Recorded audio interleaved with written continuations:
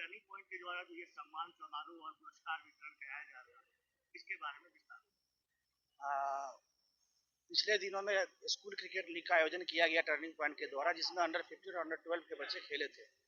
दोनों जो कैटेगरी के जो रनर विनर को बच्चों को हम लोग विशेष तौर पर सम्मानित और पुरस्कृत करने का काम आज सरदार पटेल सम्मान समारोह में किए हैं।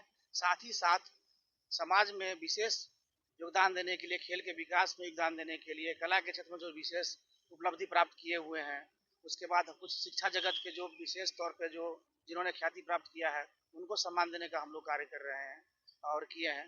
दूसरी बात, जो हमारे प्रेस मीडिया बंधु है, उनको भी हम लोगों ने सम्मानित करने का काम किया है। यह कार्यक्रम करने का उद्देश्य यह है कि बच्चों को हम ऐसा प्लेटफॉर्म तो देते हैं खेलने के लिए, उसको हम टाइम टू टाइम अगर पुरस्कृत करते हैं, प्रोत्साहित करते हैं, तो उनको आगे बढ़ने का जज्बा मिलता है। तो इसी कारण से हम लोगों ने भव्य तरीके से आज सरदार पटेल सम्मान समारोह का आयोजन किया, ताकि बच्चे इन चीज़ों को में सम्मिलित हो, उनको हम लोग सम्मानित करें। साथ साथ जो खिलाड़ियों जो प्रशिक्षित कर रहे हैं, कोच, इंटरनेशनल कोच या अन्य खेलों से जुड़े हुए लोगों को, उनको भी हम लोग सम्मानित करने का काम किए हैं। यदि एक सवाल और उठता है, टर्निंग पॉइंट होता है, क्रिकेट का ही मैच कराती रहती है, क्या और भी गेम में भविष्य में टर्निंग पॉइंट आएगी? जरूर आएगी। हम चाहेंगे कि हम लोग कबड्डी या फिर अन्य जो खेल जिसपे थोड़ा और प्रमोट करना चाहिए उन चीज़ों को, तो हमारा टर्निंग पॉइंट का मेन काम तो शिक्षा से जुड़ा हुआ है, काउंसलिंग का काम है, लेकिन हम खेल में बढ़ चढ़ के हिस्सा, हम सभी खेल के लिए हम उतना ही दिलचस्पी रखते हैं और हर लेवल पे जो हमारा सक्षमता होगा, मैं जरूर आगे हम इसके लिए प्रयास करेंगे कि अन्य खेल में भी अपना योगदान दे सके। देखिए, सरकार से हमारी कोई सपोर्ट नहीं मिल रही है। मैंने आपको थोड़ा देर पहले बोला कि शिक्षा के क्षेत्र में हमारा काम है, तो हमसे कई सारे यूनिवर्सिटी कॉलेज जो बिहार और बिहार के बाहर से जुड़े हुए हैं, उन लोगों का विशेष सहयोग रहता है, उन्हीं कारण ये कार्यक्रम हो पाता है। अगर वो लोग सहयोग ना करें तो सरकार के द्वारा या पटना बिहार के लोगों को अन्य क्षेत्रों से कोई विशेष सहयोग नहीं है। बाकी जो होता है, हम अपनी तरफ से जो भी हो पाता है, मैं अपनी तरफ से करता हूँ। जी।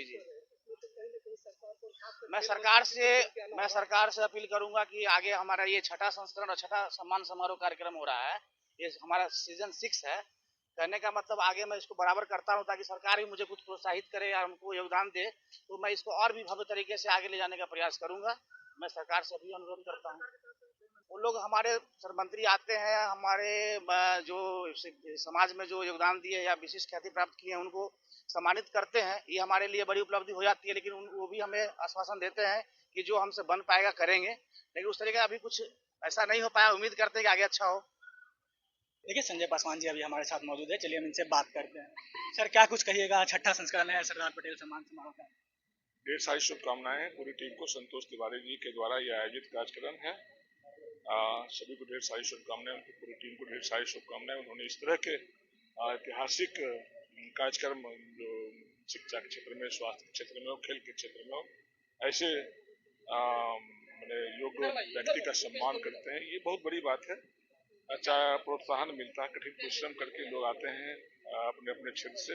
इस तरह के सम्मान पाकर वो कभी काफी खुशी अनुभव करते हैं। हम सबको ढेर सारी शुभकामनाएं देते हैं कि इस तरह के कार्यक्रमों को लगातार करना चाहिए, ताकि जिस भी क्षेत्र से लोग आते हैं उनको इस तरह का सम्मान से। बिहार में देखा जा रहा है, खेल को लेकर बहुत सारे चीजें की जा रही है, लेकिन इस संस्था को अभी तक कोई भी सहयोग बिहार सरकार की तरफ से नहीं मिल रहा है। निश्चित रूप से हम आज कार्यक्रम में उपस्थित थे, कई तरह के यहाँ पत्रकारिता क्षेत्र में सभी लोगों को सम्मानित किया गया। निश्चित रूप से सरकार इस विषय पर गंभीर है, आगे प्रोत्साहन मिलना चाहिए। अभी हमारे साथ राष्ट्रीय जनता दल के प्रवक्ता मृत्युंजय तिवारी जी मौजूद है, चलिए इनसे हम बात करते हैं।